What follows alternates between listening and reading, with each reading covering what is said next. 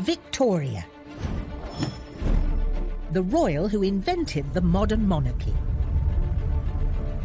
Queen who made Britain an empire. Victoria's Britain is ruling the waves, ruling the world. But who was the real woman beneath the crown? In this series, we discover Victoria as we've never seen her before. A sensuous young queen. He clasped me in his arms, and we kissed each other, again and again. A reluctant mother of 9. Victoria definitely didn't like babies, almost grosses her out to see her own children. A devastated widow.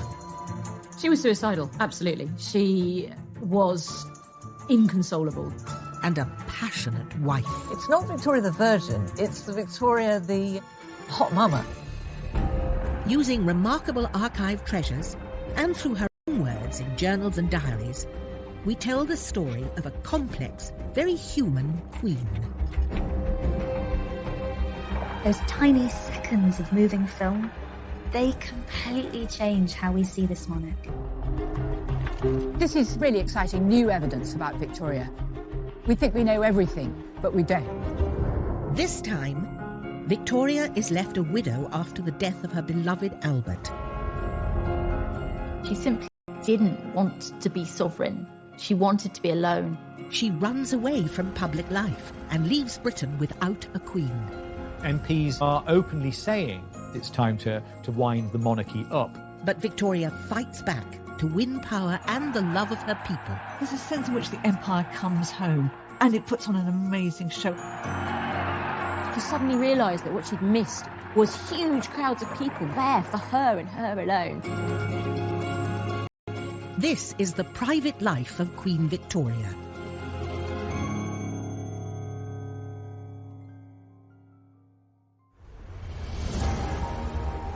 After 60 years on the throne, a regal Queen Victoria celebrated her Diamond Jubilee. Victoria was now the ruler of an empire that spanned the globe. She was probably the most famous person on the planet.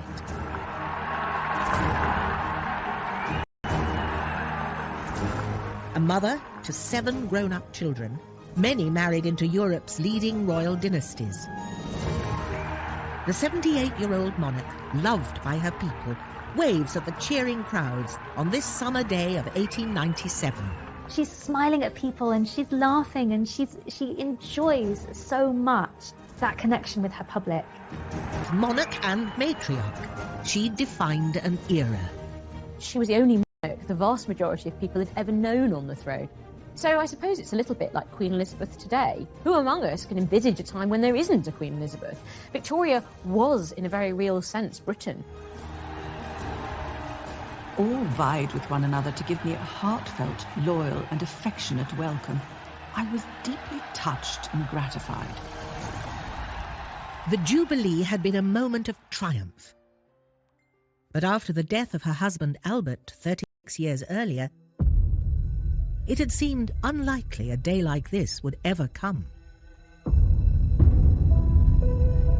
The death of Albert on the 14th of December 1861 sent shockwaves through the country. In London, the bells of St. Paul's rang out, signalling a national crisis. Britain was in mourning for the prince. It was an absolute shock. The man was only 42. It's a little bit like Princess Diana's funeral. A sense that there's an absolute sea change, that something important has happened. And while the nation mourned, Victoria was tortured by grief. She had lost the love of her life, she'd lost her partner, her friend. In her diary, she wrote, "To lose one's partner in life is like losing half of one's body and soul. It's like death in life." She was suicidal. She was inconsolable. She couldn't use her legs. She stopped eating. The funeral at St. George's Chapel in Windsor was to be attended by dignitaries from around the world. Kings, lords and politicians were there, paying their respects. But unbelievably, Queen Victoria herself wouldn't be there. Women didn't go to funerals because there's a sense in which it's too upsetting for them. They do mourning work, if you like, but they do it at home. And as a dutiful wife, Victoria followed convention. Victoria was a woman, and she was expected to adhere to the norms of society. Women were seen as more hysterical, they were seen as more emotional, they were seen as much less rational. So, despite being ruler of the British Empire, doctors told Victoria to stay away from the funeral and go home. She travelled back to Osborne House on the Isle of Wight, 60 miles away from Windsor and the prying eyes of the public. Like it was business as usual. For the monarchy, it was considered essential to national morale. So this is from the Dundee Advertiser, Friday 20th of December, 1861. That the shock has not seriously affected the Queen's health will rejoice the heart of all her loving subjects. Indeed, so favourable is the state of her health considered to be that no further bulletins are to be issued. So basically what this is saying is, don't panic, Britain, the Queen is absolutely fine. Except we know she really, really wasn't. While she mourned on the Isle of Wight, the state funeral to bury her husband began at the chapel in Windsor.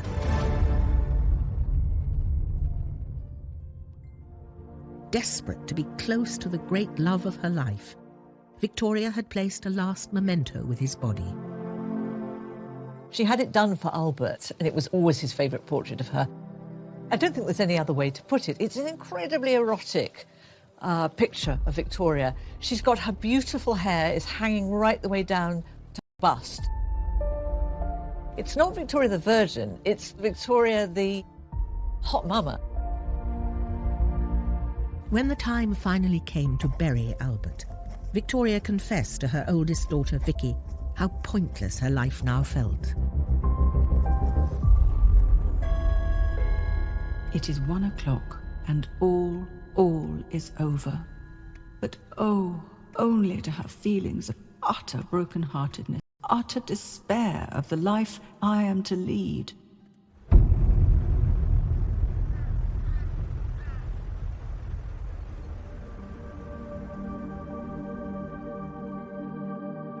After Albert's death, Victoria stopped writing in the diary she'd kept since a child. Now, nearly 3 weeks later, she began writing again,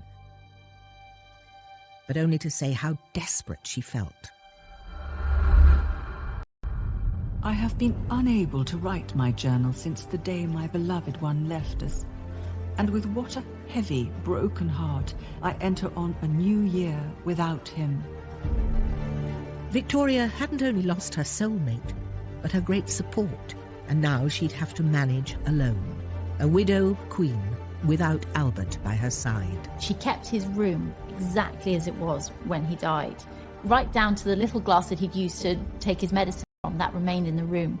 The servants would come in every morning to lay out fresh towels, fresh clothes, and the hot water for him to shave with.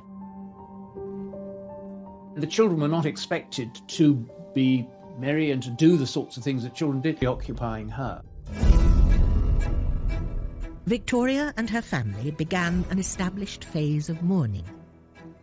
As a new widow, she'd follow an elaborate set of social rituals. There are prescribed periods of time for people to mourn. For widows, it's 2 years.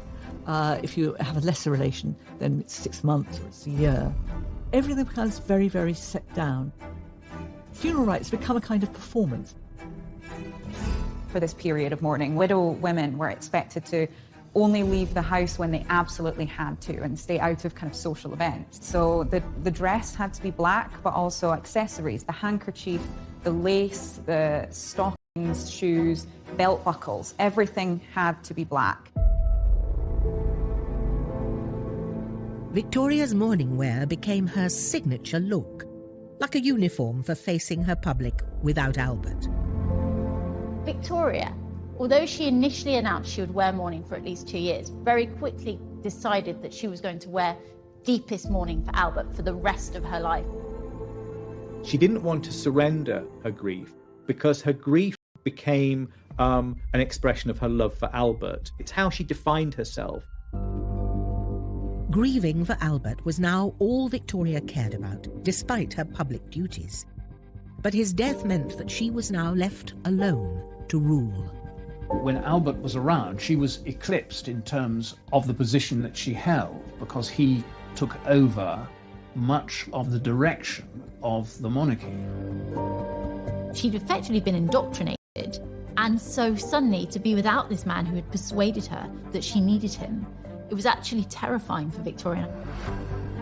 The amount of work which comes upon me is more than I can bear. I, who always hated business, have now nothing but that. Public and private, it falls upon me. Soon, the pressure to be monarch and widow was too much. Victoria fled from Buckingham Palace and the scrutiny of public life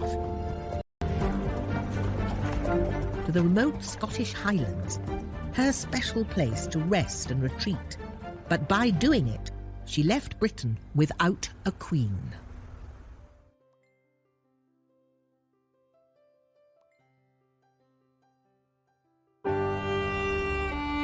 Overwhelmed by the death of her beloved husband Albert, Victoria had abandoned her duties as queen to grieve in private. She escaped to her Highland retreat, Balmoral, the castle they'd built together. It's a big statement of withdrawal to go so far away from London. You know, this is a long way. She simply didn't want to be sovereign. She wanted to be alone.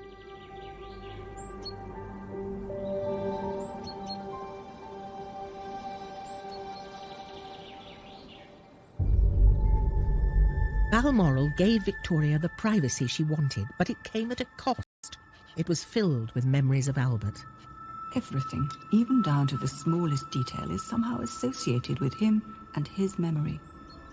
She kept the rooms, everything as it had been when Albert was there, like she did in other palaces. And so every time she went into one, she would see his hunting rig out, she would see his cap. It was a very sad place for her.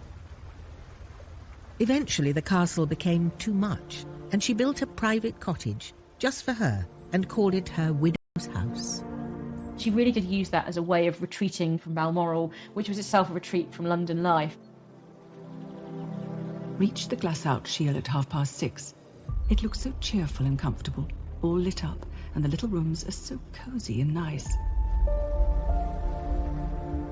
She would go with very select groups, so one lady, maybe just a couple of servants and one chef. And there they would eat very, very simply. She would, for example, go fishing and then they would eat their catch by the side of the river. Victoria began to console herself with local food and drinks. She liked the porridge. She also liked Finnan Haddie, which is smoked haddock, and she used to get that for breakfast. She loved whiskey, and whiskey was now something that was absolutely set. She also relished the level of cream and dairy products that she found in Scotland. And Victoria started eating a lot. We know that she loved her food all through her life, and her appetite came back very quickly after Albert's death. And as queen, she could pretty much eat what she liked. What she didn't like was spending too long eating. So Victoria liked a mealtime to take 30 minutes, so very, very quick. But she could eat an awful lot of food in that half an hour. She ate fast. Victoria also found comfort in nearby Blair Castle, home to Anne Murray, the Duchess of Atholl. Rarely seen correspondence between the two women reveals an intimate friendship that was vital to Victoria's recovery. This is 50 years of letters between Queen Victoria to Duchess Anne, so they're quite an undiscovered treasure trove. This book was given to the Duchess by Victoria to commemorate a year after Albert's death. Along with that was sent this amazing and adored husband, December 14, 1861. I'll open it up, and still inside is a lock of Albert's hair. Not something I would send to my friend, but I think it highlights how close they were. Victoria kept an elaborate shrine of Albert for the rest of her life. She always carried a portrait of him and a lock of his hair with her. She even had a cast of his hand made. A new trend for mourning merchandise fascinated the Victorians in the 1860s. Necklaces, brooches, gifts, and even glasses were popular ways for people to remember their dead. They often included artifacts from the person who had passed. Teeth, hair, weird clippings of things. So there is this real culture of keeping the dead close.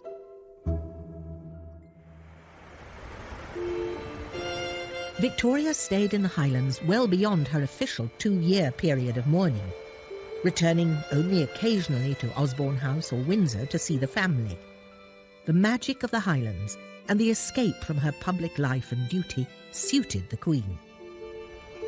Our beloved Balmoral, with its glorious scenery and the air, its solitude and absence of all contact with the mere miserable frivolities and worldliness of this wicked world. But after more than 20 years of marriage, Victoria felt increasingly alone, and she began to crave male companionship. I am, alas, not old, and my feelings are strong and warm. My love is ardent. There's a desire for a strong manly presence who will look after her as if she is the delicate creature that she feels herself to be. And one man was spending an increasing amount of time with the Queen. He was a Balmoral servant called John Brown. He was tall, curly blonde hair and good-looking broad shoulders, and Victoria was a sucker for someone that looked a bit like that. He looked a real Highlander. John Brown took Victoria fishing and riding. He even carried her to and from her horse. And as they grew closer and closer, she decided to promote him. I have now appointed that excellent Highland servant of mine to attend me always and everywhere out of doors. But not everyone shared Victoria's enthusiasm for her Scottish servant. John Brown is not a likeable man, but as far as everybody else was concerned, he was a drunken bore. It was very much based on class. I mean, let's face it, if an outsider comes in and starts to get the Queen's ear, I mean, goodness me. Victoria ignored the gossip and the tittle-tattle and stuck by John Brown. He is so devoted and attached and clever, and so wonderfully able to interpret one's wishes. He is a real treasure to me now. They would go out sitting on hillsides in the rain, drinking whiskey together. They would also have an awful lot of private time together. The little cottage that she built for herself. Whiskey toddy was brought round for everyone, and Brown begged I would drink to the fire kindling. I mean, John Brown clearly feels that he has license to say anything to the Queen. At one point, he tells her that she's putting on too much weight. And instead of being completely offended, she takes that on board. He gave her something nobody else was giving her, which was an honest view. I think he sort of shocked her out of herself in some ways. She could be who she wanted to be with him. Albert's death had left a huge hole in her life, and John Brown filled it. Often I told him no one loved him more than I did or had a better friend than me, and he answered, nor you than me. No one loves you more. But questions persisted about the close nature of their relationship. The rumour mill went into overdrive, and there was only one thing on everyone's mind. When people talk about the John Brown thing, the thing they always fixate on is sex. They really feel that she is probably shacked up with John Brown, having delicious Highland sex. I mean, people's fantasies run riot. We thought she was in mourning. We thought she did nothing but weep over Prince Albert. It turns out that she's been having a very nice life, thank you very much, in secret. Victoria's retreat from public view lasted for much longer than the 2 years people were expecting. and her constant refusal to take part in public ceremonies was causing concern. As if to reassure the nation that she was a dutiful queen, she commissioned Sir Edward Landseer to paint a portrait of her as a widow. But the painting didn't have the desired effect. In fact, it backfired, and when it was shown, her popularity took another dive. So this painting failed because it's trying to say so much, but it isn't answering the question that's being asked. She's for abandonment of duty. She tries to signal her continuing work in a series of ways in this painting.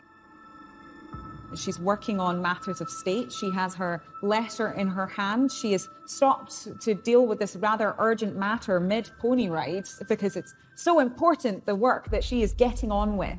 She also suggests that she's keeping up with her motherly work. We have an image of 2 of her daughters very content in the background. But the public didn't want a painting. They wanted to see their queen in person. By the mid-1860s, her ministers and even her own family were becoming frantic about her absence. And people started to ask, was she even fit to rule?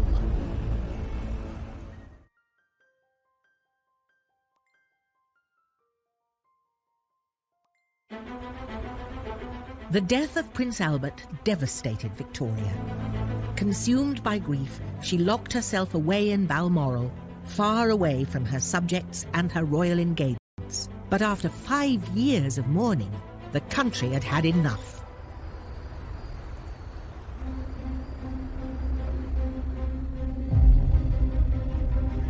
Basically what's happening here is that Victoria is doing what she wants to do, and she's using her grief as a weapon. Because when people say you ought to spend more time in London and you ought to be seen, she says, I can't possibly do it. My nerves are so awful. It's something that she could put up as a defence when she doesn't want to do something. And it's difficult to challenge a widow, isn't it, really? The goodwill that she and Albert had built up was fading fast, and her demand for isolation was making her seem out of touch, or even worse, as if she didn't care about the nation and her people. There was increasing criticism of Victoria. So it became very apparent that it was Victoria who didn't want to fulfill the public role of sovereign. Victoria was the first female monarch in over 100 years. But increasingly in the 19th century, work among the middle and especially the upper classes became the province of men. Women were expected to stay at home. People felt unsure about Victoria's ability to be a woman, a mother, and a queen all at the same time. It reanimates, I think, all those anxieties from the beginning of the reign, which is this is what happens when you have a queen rather than a king. If you have a king, he will have certain constitutional duties and he will feel obliged to do them. He may do them badly, but he will feel obliged. The queen will somehow invoke her right to be a private woman, to be a mourning widow, to be just not able to cope at the moment, will be allowed to be a woman at home. And there's a real sense in which, duties was helping to fuel a new and energised clamour to get rid of the monarch. There are radical politicians, MPs in Parliament, who are openly saying that perhaps it's time to wind the monarchy up. Yet Victoria remained hidden away in Balmoral, dressed in her black dresses, stubbornly refusing to carry out the duties of state. Victoria very much ignored the problem. She didn't want to be told that her conduct was causing her unpopularity. A rare diary, kept in the Royal College of Physicians in London, reveals how the Queen's inner circle felt about her behaviour. The journal belongs to Sir James Clark, the Queen's doctor and confidant, and it shows how concerned he was about her. This is what Sir James Clark wrote in his memoir in December 1865. He's talking here about Prince Albert. And he says, by his premature death, the prospects of the monarchy are bad indeed. No one who knows the character of the Queen and the heir apparent can look forward to the future without seeing troubles in that quarter before us. Sir James Clark here is giving an incredibly pessimistic prediction for the future of the monarchy. He's anticipating political criticism of the monarchy, possibly that she is not giving the taxpayer any value for money. And the fact that this man is making comments that are not entirely loyal, or at least that are not supportive, I think shows really how serious the situation had become. After almost 6 years trying to avoid the public and her official duties, the Queen relented and agreed to open Parliament in 1867. And the weather that day seemed to reflect her mood. It poured, and the poor people, of whom there were great numbers out, must have got very wet. But when she came face to face with her people, she didn't get the reception she'd hoped for. She probably expected that the crowds would be glad to see her, but she was very, very shocked that she was hissed by the crowds. She'd never had that before. Altogether, I regret I went. There were many nasty faces, and I felt it painfully. At such times, the sovereign should not be there. The incident made Victoria realise that her relationship with the public was broken, and that she had to find a way to reconnect with her subjects. She decided against giving a speech or organising a public event. Instead, leaves from the Journal of Our Lives in the Highlands. It was a series of extracts from her diaries covering the time she spent hidden away in Scotland. The idea was that this would explain her absence, give the public the chance to understand why she needed to get away, and hopefully encourage them to forgive her. It's so extraordinary. I mean, if you think about this, is the first time a monarch has written a book about their life. I mean, we tend to think that this all started with Princess Diana and writing those books in which we got an insight into what was going on in her marriage. But no, Queen Victoria actually writes a book about her. So it's extraordinary.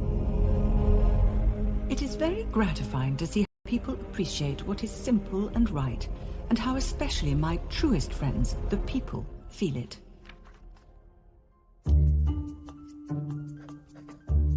Victoria was really proud of her book and wanted to show it off to those she admired, particularly her favourite writer, Charles Dickens. He agrees to meet her, and she very coyly gives him a copy of her book and says something along the lines of, "Mr. Dickens, I know I'm not really a patch on you, but, please accept this." And he has to do a sort of smirk through gritted teeth. But he thinks the book is, he calls it preposterous. Although Dickens was not a fan of the book, the public snapped it up, and it sold more than 18,000 copies.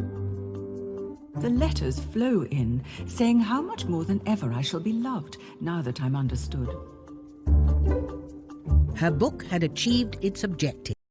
Victoria was back, and she intended to seize this new goodwill and run with it. But in 1871, just as she was getting back on her feet, she received devastating news.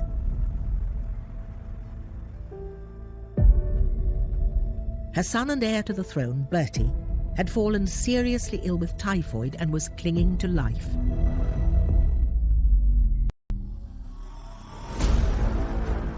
Typhoid was a waterborne disease and was common in Victorian Britain. It claimed thousands of lives each year. It hit working classes the hardest, those with poor access to clean water, but it didn't spare the royal family. When she heard the news about Bertie, Victoria rushed to her son's bedside at his home in Sandringham. We know from the diary that she was there with him most days, watching him, and he's not always lucid, and she was very concerned about his health. Kissing and stroking his arm. He turned round and looked wildly at me, saying, "Who are you?" And then, "It's Mamma." "Dear child," I replied. To make things even harder for Victoria, Bertie's illness coincided with the anniversary of Albert's death. It looks as though Edward may die on the very day that Albert died. It's exactly 10 years. There starts to feel something very, very mythic about it, as though this is how the gods are going to play out this game. Petrified, all Victoria could do was wait as the deadly disease ran its course. Outside the palace, the nation was also waiting and watching, desperate for news of the future heir. And as they waited, what they saw was their queen as a caring mother, tending to the needs of her sick child. By looking after Bertie, she was looking after both her son and her heir, and that was the work of both the queen and the mother. And so this was her being sort of constantly there. It really touched a lot of people. Finally, on the anniversary of Albert's death, Victoria received some good news. It seemed hardly possible to realise the day and to feel that on this very day, our dear Bertie is getting better instead of worse. Victoria seized the opportunity to share the news of his miraculous recovery and her joy as both a mother and a monarch. It seemed like a message from Albert that this was her moment, and she took it.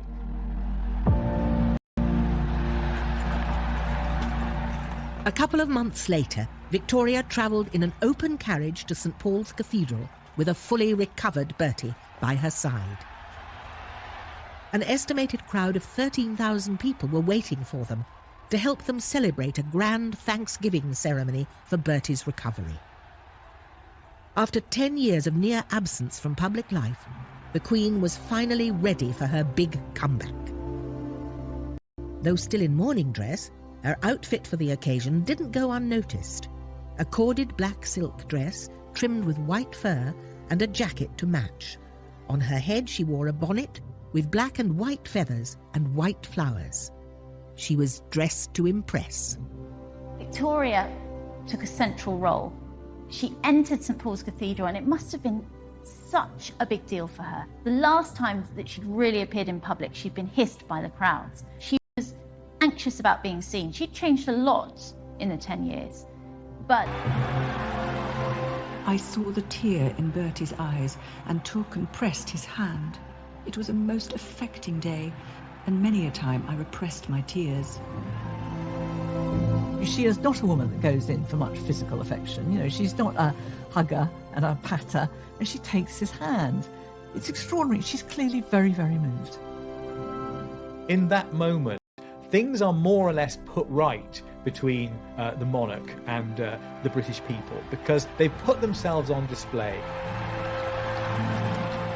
This time, as Victoria and Bertie drove back to Buckingham Palace, the streets were packed with cheering supporters.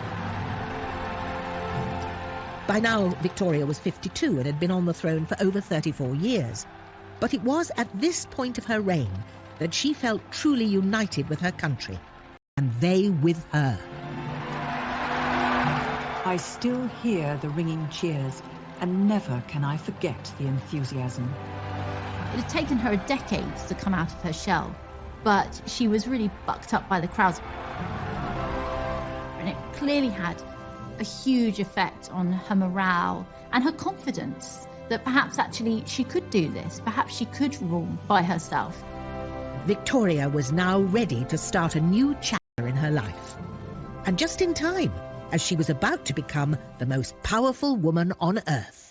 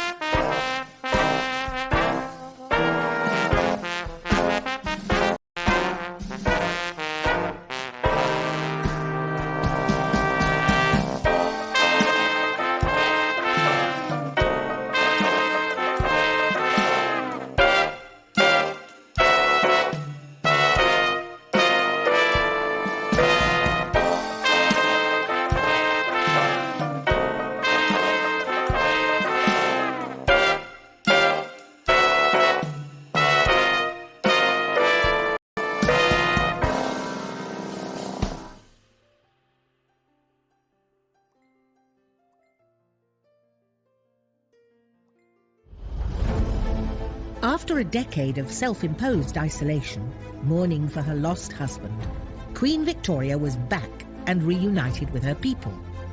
To celebrate her return, she wanted to make a statement on a grand scale. So she decided to take over a project already started by Albert, the redevelopment of West London.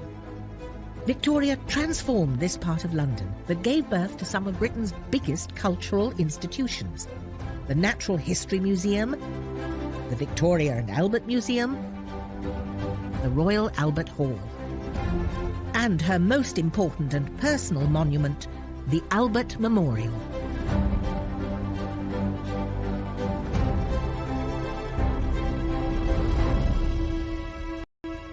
After the dreadful calamity of December the 14th, I desired that dearest Albert's statue should surmount it. Victoria inaugurated the Albert Memorial in 1872, and its design was her husband as she remembered him. The memorial is really magnificent. The bronze figures and mosaics are all beautifully executed. You see him here looking incredibly just masculine. He's got these gigantic thighs and then the kind of thick muscular shins. You see him kind of casually leaning with his legs spread, sat under the shelter of this rather large phallic structure. The memorial commemorated her great love, but it was time for her to move on. By this point in her reign, Victoria had been queen without Albert for almost as long as she'd ruled with him. The support of her people now gave her the confidence to shape her own destiny. And by placing the continents around the memorial, she was making the point that she was a powerful global ruler. So this is the British imperial moment. This is the moment where Britain goes from being a northern European country to being this vast global power. During Victoria's reign, stretching from Canada to Australia and Africa, it was said that the sun never set on the British Empire. And Victoria was at its head. The 1870s are really a time where England and London are becoming really confident in their power and their success and their cultural influence. So it's a time of great fashion, it's a time of great music and excitement and arts and culture. And so there's this real belief that the empire is doing an awful lot of good for the people at home. There was one country in the empire that was having a particularly strong influence on Victoria: India. I saw Lady Napier, who talked very pleasantly of India, of the climate, of the natives, their intelligence and faithfulness, etc.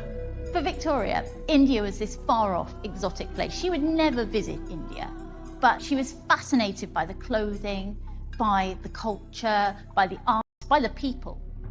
You see that slowly throughout her journals then, from that period onwards, that she talks about our Indian empire, our Indian territories, my subjects in India. So she's already internalized this idea that this is her domain. Victoria had overcome the death of Albert. She was now queen of the world's largest empire, but that wasn't enough. She wanted more. Vicky, her daughter, has become Empress of Prussia, and there's something about that Empress that really sticks in Victoria's craw. She thinks, Empress, that sounds a bit grander than being queen. I think I should be Empress. Luckily for Victoria, there was a new leader in number 10, one who would help her realise her ambition: Prime Minister Benjamin Disraeli. He loves Victoria, and he knows exactly how to play Victoria. He's a bit of a flirt. He almost gives the impression of being a little bit in love with her. And I think there's a bit of Victoria that still likes the idea of men being in love with her. I think the present man will do very well and will be particularly loyal and anxious to please me in every way. With the help of Disraeli, Victoria achieved what she wanted. She was officially proclaimed Empress of India on the 1st of May 1876. An event widely celebrated there. My thoughts much too taken up with the great event at Delhi today, and in India generally, where I am being proclaimed Empress of India. The Empress title meant a lot to her because empresses trump queens, which meant that she now had the same status as her daughter. In fact, arguably greater status, because Empress is to press to make her recover that joy she felt when she first became queen. So it's a way of sort of reigniting that spark, that flame in your monarch. A new reign.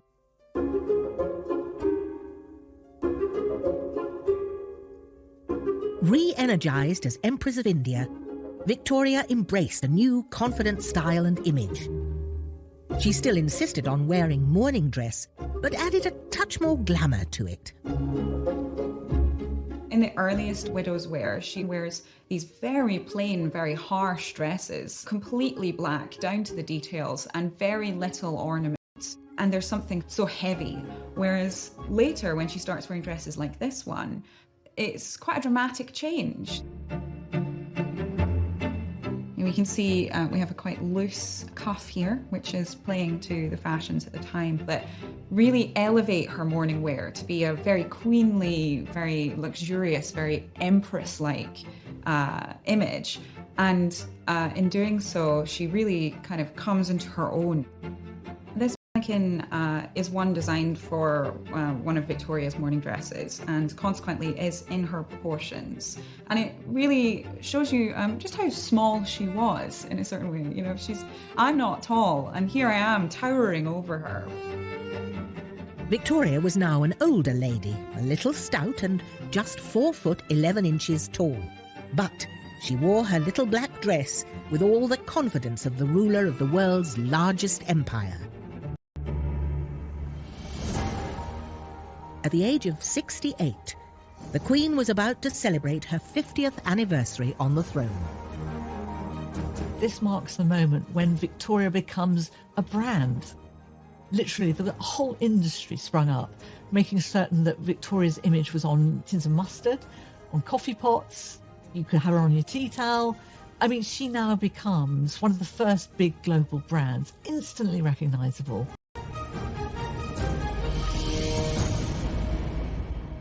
But while the whole world was getting excited about the Jubilee preparations, Victoria wasn't in the mood to celebrate. The day has come and I am alone.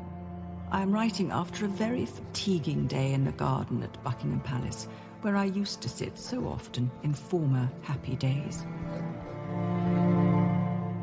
Victoria's devoted and dear servant, John Brown, had died. I miss my faithful, kind friend and constant companion. Victoria agreed to go ahead with the Jubilee despite her grief, but only on her own to be wearing a crown. She had always disliked wearing crowns. They were just heavy and really uncomfortable. I mean, if you look at it, it's solid metal. They weigh a lot. If you try one on you, it's really hard to keep your neck up. The powers that be at Westminster, they want to make the Jubilee something to show off to the world. And they tell her that the empire cannot be represented by a bonnet. You have to wear a crown. So the compromise ended up that she commissioned a kind of imperial crown that was much smaller and weighed much less. And she could kind of combine her mourning dress with her imperial empress crown, and then she had her wedding lace. And in doing so, she was the wife and the widow and the queen and the empress, all in that one outfit. As people flocked from all over the empire to cheer their empress, London was transformed.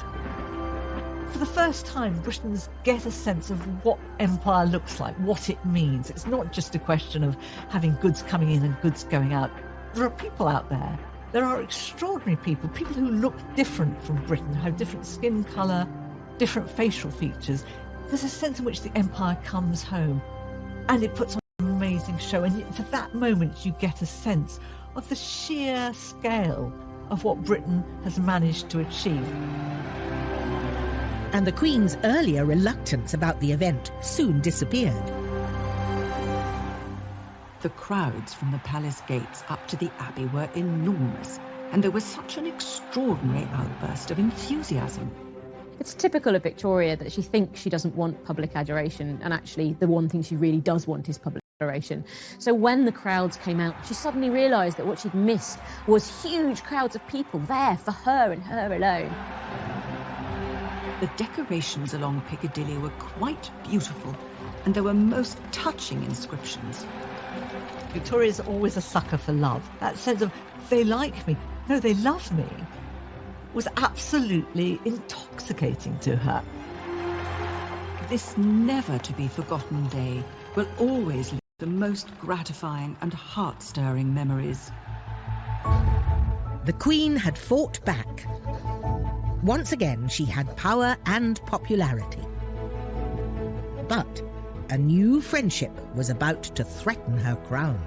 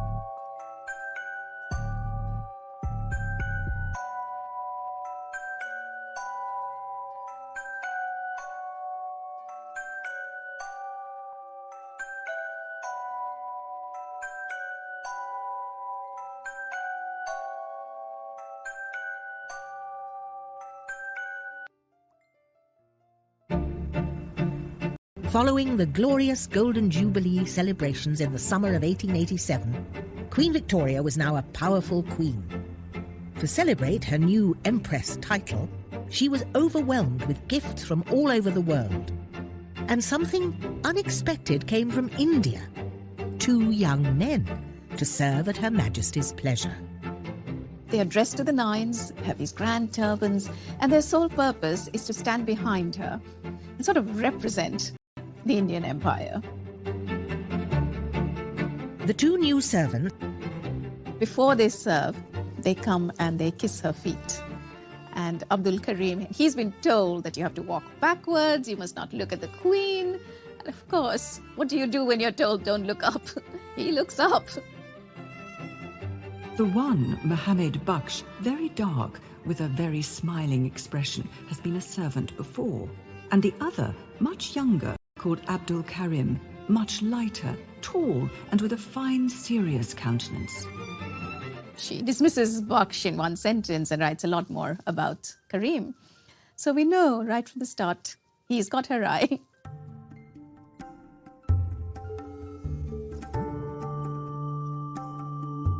By the time Abdul Karim came on the scene, Victoria was almost 70. But despite her age, she was longing for someone to love. When Abdul Karim comes into Victoria's life, she's experiencing quite a dramatic loss from John Brown, the loss of an intimate confidant and friend. Quite quickly, as he and Victoria begin to communicate, and she sees that he is somebody who's clever and educated and talented and skilled, but also becomes quite attracted to his personality. It looked as if Abdul could become the latest in line of Victoria's male companions. To keep him close to her, she decided to take Urdu lessons from him, and she promoted him to be her personal secretary, or munshi in Urdu. I particularly wish to retain his services, as he helps me in studying Hindustani, which interests me very much, and he's very intelligent and useful. She took great pleasure in learning and writing this new language from her ever-expanding empire, learning to say things like, "The tea is always bad at Osborne House. The egg is not boiled enough." She got off on the fact that she could learn something new, even at a relatively advanced age. And he was someone who thrilled her with his exoticism, with his words, with his personality. He tells her about, the heat and dust, the colour, the festivals, the spices. Suddenly she's transported into a different world. She lets Abdul have more and more influence over her. Following Abdul's advice, she built a grand entertainment room at Osborne House in the style of the Indian emperors, known as the Durbar Room. A sort of mini India on the Isle of Wight. This room reflects this exuberance she was feeling. Her spirits had really revived, and I think this really invited guests. She showed off her mini India to the world. So every detail from here was actually planned in India. Every object in this room, the lamps, the curtains, the carpet, they were all brought from India. The room looked very fine, with the chimney piece finished and surrounded by a beautiful peacock with a spread tail. Victoria used the room to entertain guests from all over the world and remind them of her status as Empress of India. So this beautiful book is the ledger of all the menus of the lunches that were done in Osborne House. So let's open it up a bit. There we go. Wow, it's heavy. So this is the lunch menu from Sunday, the 13th of February. And it's got lots of items listed on it. Some are in French. But here we have the very special item that was one of Queen Victoria's favorites, and it's Indian chicken curry. And this was served nearly every day. The other favorite was dal, which was also served, so she was the original curry fan. Does show her interest in food, her adventurousness, and her open-mindedness as well when it came both to food and to cultures which were not her own. Victoria loved her food, and her new fondness for curry became a national obsession.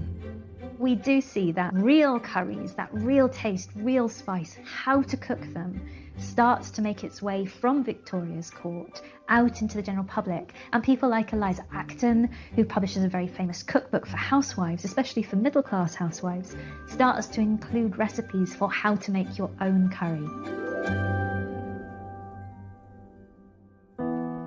While Victoria was enjoying eating curries and spending time with Abdul, friendship didn't go down well with the rest of the court. It crosses so many taboos. He's much younger than her, he's very lowly born, and of course he's of a different ethnic background. I mean, that is so shocking to people. He was hated by the court, both because of racism, but also because of classism. He was seen as having undue influence on the Queen. In many ways, these were all the arguments that had been rehearsed with John Brown, but now added into that was this real nasty element of racism as well. Once again, Victoria's personal life threatened her position as Queen. Soon, even her own children joined the conspiracy and turned against her. Bertie in particular. She's treating Abdul as the son, and the real son is sort of being sidelined. And there is this letter, and you will be courteous to the Munshi, you will do this, you will do that. And at the end of it, It's Sisi, the Munshi. So he's copied in on this letter. Bertie's so furious with their relationship, he does something incredible. He sends a letter to the Queen's doctor and asks him to write a report suggesting that she should step down on grounds of insanity. Well, Queen Victoria is Queen Victoria.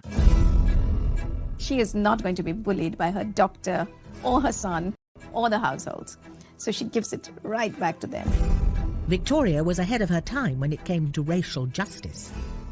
In anger, she wrote a cutting letter to the court, accusing them of snobbery and racism.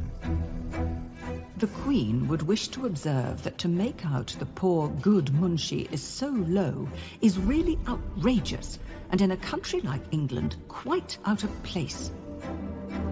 Victoria, even in her old age, is a feisty woman. I think she is enjoying this, this clash she's having with her son, with the household. It's giving her a lot of energy. Victoria won the fight and kept Abdul by her side for the rest of her life. To her family and her nation, the feisty queen seemed tireless and eternal. But her energy couldn't last forever.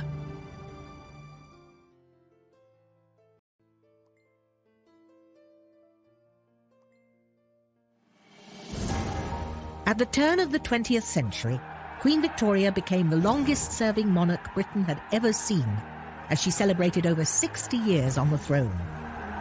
Now approaching 80, she had an astonishing 42 grandchildren. She was fully embracing the image of grandmother to her family and her nation. And was enjoying unprecedented popularity.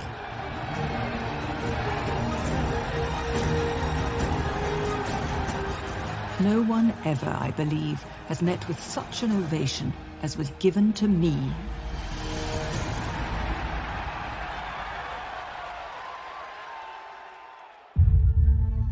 Finally, she was successfully combining her roles as monarch and matriarch. There's a new way of being queen. She's freer now as an elderly woman. There's nothing is expected of her. All the early battles are won. And there's a sense in which all she has to do now is relax and claim that popularity. Some remarkable footage taken during a visit to Dublin. What we have here is truly amazing. She's an old woman, but she's still engaging with the crowds. She's seen so many crowds during her lifetime, but their love continues to please her. I can never forget the really wild enthusiasm and affectionate loyalty displayed by all. Those tiny seconds of moving film, they completely change how we see this monarch. She's not dull and boring and a woman trapped in grief who has no joy in life. She's someone who loves the people that are around her and connects to them in a very human way. By this point in Victoria's life, she has already defined an era. She has spanned a century almost. Even by this stage, people know it as the Victorian era. She's an icon. Victoria is so fascinating because her life was so long and so much happened within it. It was a very influential era, the Victorian era. I mean, we went from essentially an agrarian economy with limited industrialisation to something very much more akin to the modern world we see today. Britain found it impossible to imagine a world without Victoria because she had always been there. So in a sense, it's not just that she becomes part of the furniture, she kind of is the world. But the world was about to crumble. As the winter of 1900 approached, only a few months after her Dublin visit, Victoria started to feel ill.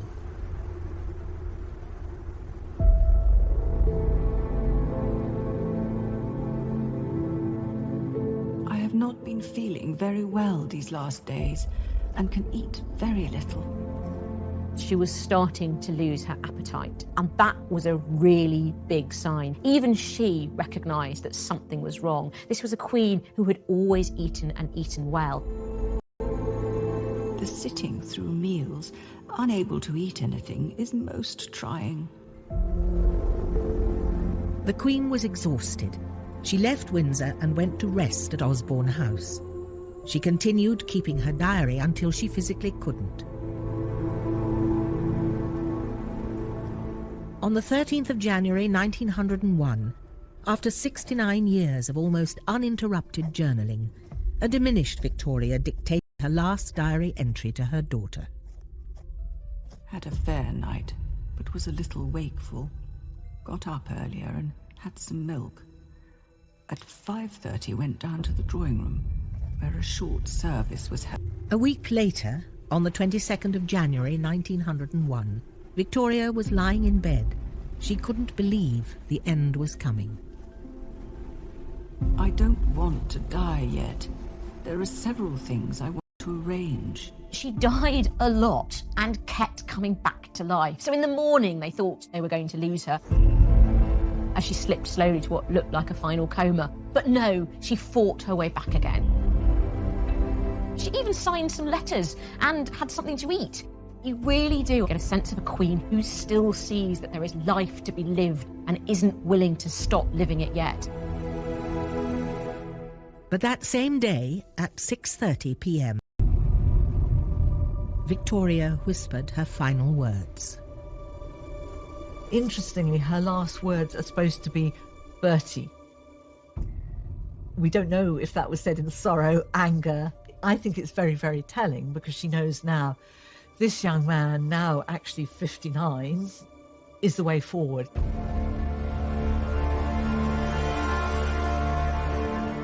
There were reporters hanging around outside the gates of Osborne House shouting that the Queen is dead.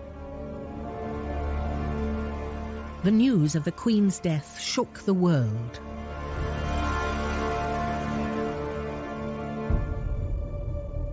I think people feel that something of their own lives has gone. There's a sense in which they have lost a family member.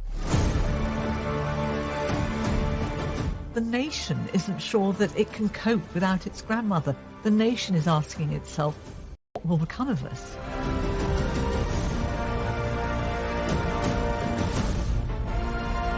It was a great break in history. People were aware of it, just as they were aware when 9/11 took place. This was, I think, visible in the tributes that were paid to her. Everybody wearing black. Even the prostitutes wore black. The world was in mourning, just as Queen Victoria had been for half of her life.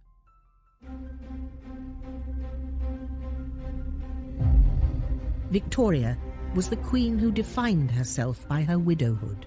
When we think about Victoria, or the British Empire, or the country that she ruled over, we're thinking about this period in her life. When we picture Victoria, we're thinking about the widowed Victoria ruling alone. The birth of this new Victoria was a difficult birth. It took her a decade from Prince Albert's death to understand that she could separate the Queen from the woman. But after that, she didn't really... But Victoria's own words revealed she was always more than just a queen.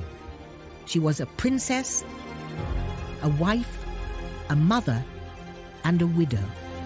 A ruler and an empress.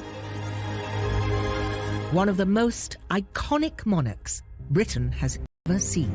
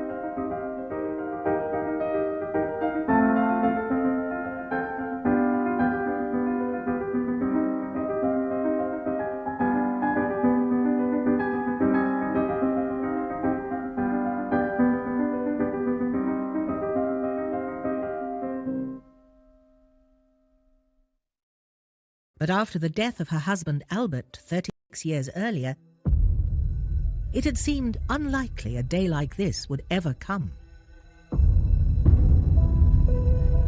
The death of Albert on the 14th of December 1861 sent shockwaves through the country. In London, the bells of St. Paul's rang out, signalling a national crisis. Britain was in mourning for the prince. It was an absolute shock. The man was only 42. It's a little bit like Princess Diana's funeral. I sense that there's an absolute sea change, that something important has happened. And while the nation mourned, Victoria was tortured by grief. She had lost the love of her life, she'd lost her partner, her friend. In her diary, she wrote, "To lose one's partner in life is like losing half of one's body